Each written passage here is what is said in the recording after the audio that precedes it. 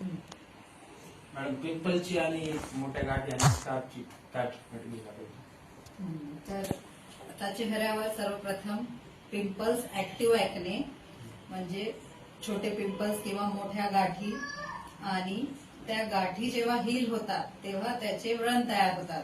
तर हे जेव्हा ग्रेड 5 पिंपल्स असतात म्हणजे मोठ्या मोठ्या गाठी जेव्हा येतात तेव्हा त्या जेव्हा रिपेअर होतात तेव्हा स्कार सोडून जातात.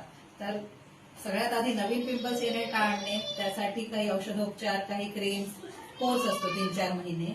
सेकंडली पिंपल तर येऊन जाणार, पण जेव्हा ते पिंपल हील होतो तेव्हा त्याचा व्रण पडतो जेव्हा मोठी गाठ असते. मग हे व्रण चेहऱ्यावर नंतर परमनंट नवीन ट्रीटमेंट आहे ज्याचा खूप जास्त फायदा होतो, आणि या लेझर ट्रीटमेंटच्या 5-6 सेटिंग करावे लागतात. त्याला CO2 लेझर म्हणतात. तर जेव्हा आपण लेझर ट्रीटमेंट करतो तेव्हा 2-3 दिवस चेहरा लाल राहतो, पण नंतर चेहऱ्याची डेड स्किन निघून जाते आणि हळूहळू आपले खड्डे रिपेअर होतात. तर औषधोपचार 3-4 महिने, काही टॅबलेट्स असतात जेणेकरून ते ऑइल ग्रंथी ब्लॉक होऊन त्याचं ऑइल प्रोडक्शनच कमी होतं आणि मग नवीन पिंपल्स येणे कमी होतात. आणि जे ऑलरेडी झालेलं डॅमेज आहे, स्कार आहे किंवा डार्क पिगमेंट्स आहे, ते पण हळूहळू आपण NDI लेझर आणि CO2 लेझरच्या सहाय्याने कमी करतो.